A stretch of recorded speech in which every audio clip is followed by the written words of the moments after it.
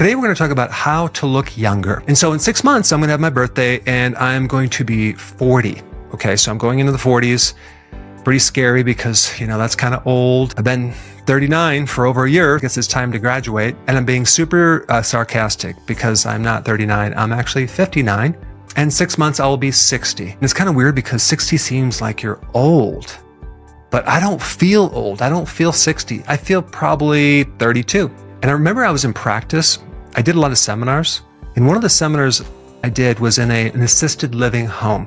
There was a patient who lived there. She would come to see me and she says, would you come to my assisted living home and do a seminar? So I did. When I got there, there was a room full of people that looked really old. Some of those people in that room were in their 60s. And looking back on it, I'm like, that's mind-blowing to actually go in an assisted living home when you're 60. I can't wrap my wits around that. It's just wild. Apparently, some people age faster than others. Today, we're going to talk about how to reverse that whole process. The number one anti-aging mistake that so many people make. And that is avoid the sun and wear sunblock 365 days out of the year. I mean, think about it. Human beings have evolved for eons being exposed to the sun. And now we're supposed to live in the darkness? Why are they telling people to avoid the sun?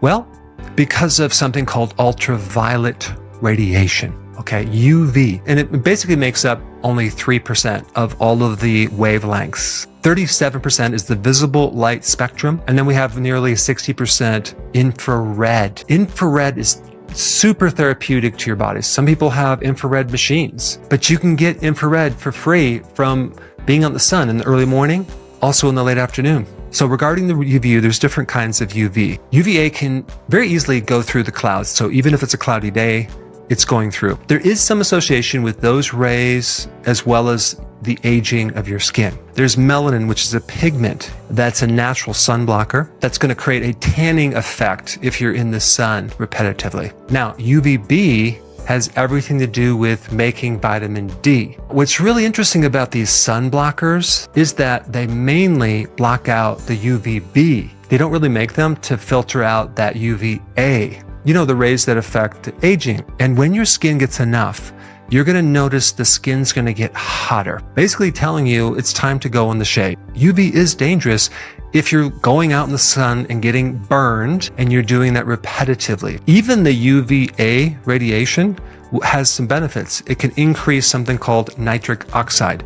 That increases blood flow. That increases circulation to the skin. People have this question about, what about skin cancer? Okay, melanoma. What's interesting about melanomas is that we've been decreasing the amount of sun exposure for quite some time. But melanoma has been increasing by a factor of 3,000%. Also, melanoma skin cancer usually occurs on areas that are not exposed to the sun. Is it really the sun that's causing melanomas? Or could it be related to a lack of vitamin D? Also, BDNF. This is something that is in the brain, and BDNF actually increases with exposure to the sun. And so when you're getting exposure to sun, you're getting a lot of melatonin in the cells.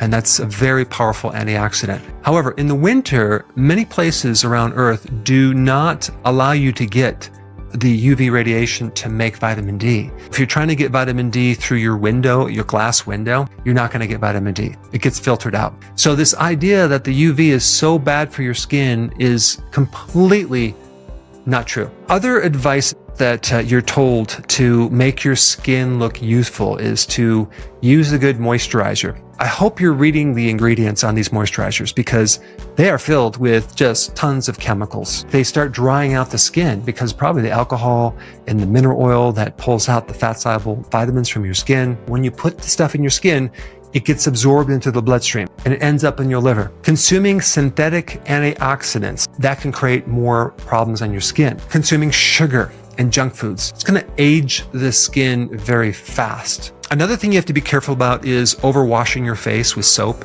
Some people think that they have to wash their face with soap every day, and all that detergent is very harsh on the skin.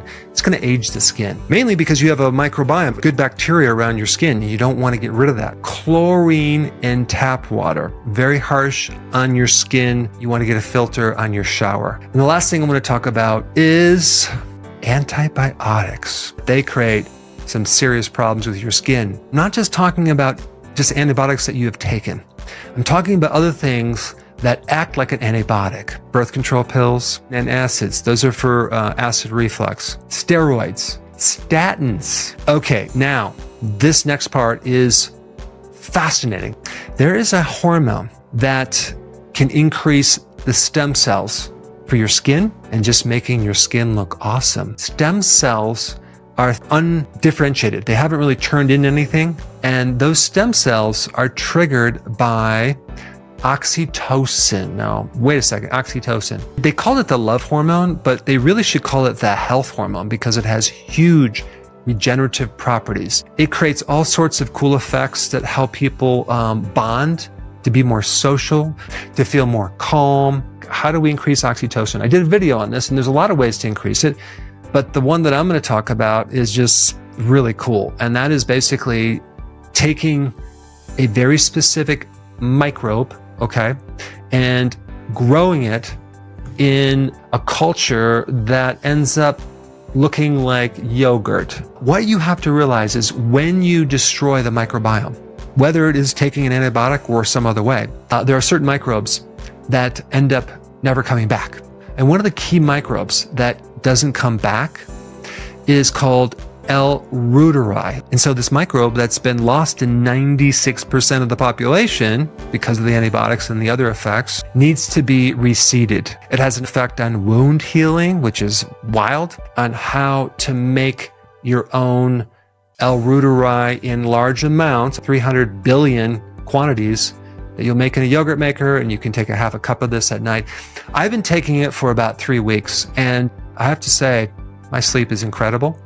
I feel incredibly low stress. The next thing is cold immersion on your face. Now, whether you have a cold immersion tank or just a bucket of ice water and you put your face in it for, let's say, 10 seconds or even less than that, that is super healthy for rejuvenating your skin on your face. It's going to increase blood flow. It's going to tighten the pores. It's going to stimulate collagen. I mean, you're just going to have to test it out. And of course, exercise is very, very important for anti-aging, especially of your skin. And lastly, facial exercises can make you look young as well. And these involve all sorts of myofascial stretches because we really don't exercise the face muscles. And on that note, thanks for watching, and I will see you in the next video.